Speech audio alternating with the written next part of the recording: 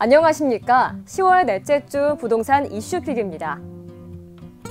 정부의 10.15 대책 이후 규제를 피한 수도권 비규제 지역으로 수요가 몰리고 있습니다.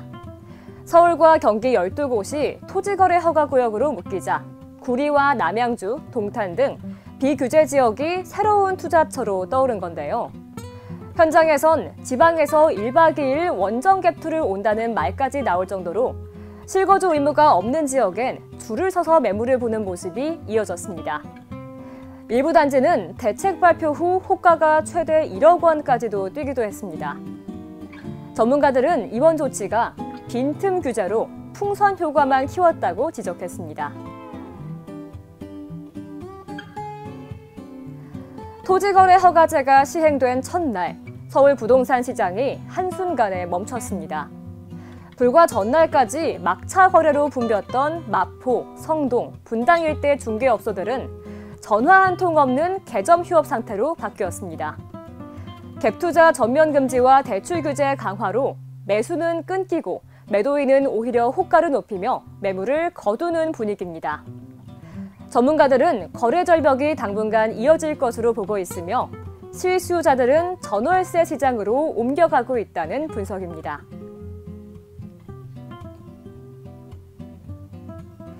정부가 보유세 강화를 시사하면서 고가주택과 다주택 보유자들이 바빠지고 있습니다.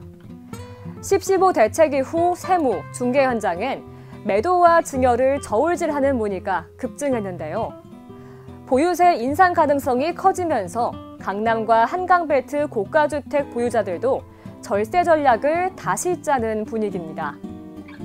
이미 서울의 증여 건수는 9월 한 달 새 35% 이상 늘면서 연중 최고치를 기록했고, 전문가들은 연말에서 내년 초 사이에 매물 증가와 증여 확산이 동시에 나타날 수 있다고 전망했습니다.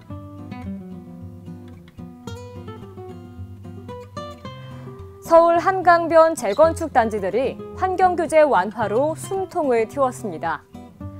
환경부 산하의 한강유역환경청이 덮개공원과 입체 보행교 설치를 허용하기로 결정했기 때문인데요. 그동안 공공성 부족과 안전 문제로 막혀있던 반포와 압구정, 성수 등 7개 한강변 단지 총 3만 5천 가구의 정비 사업이 다시 속도를 낼 전망입니다. 한강청은 앞으로 설계와 안전대책 등 기술 검토를 마친 뒤 하천 점용 허가를 발급할 계획입니다. 이로써 시민들의 한강 접근성도 함께 개선될 것으로 보입니다.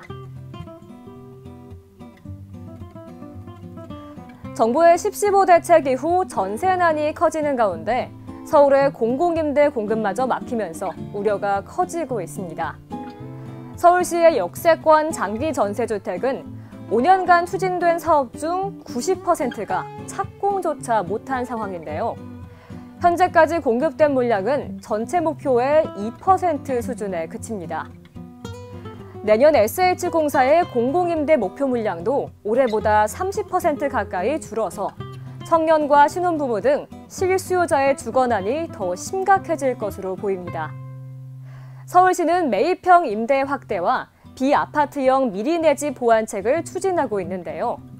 하지만 전문가들은 속도가 더딘 공급으로는 전세난 해소가 어렵다고 지적합니다. 지금까지 부동산 이슈픽이었습니다. 고맙습니다.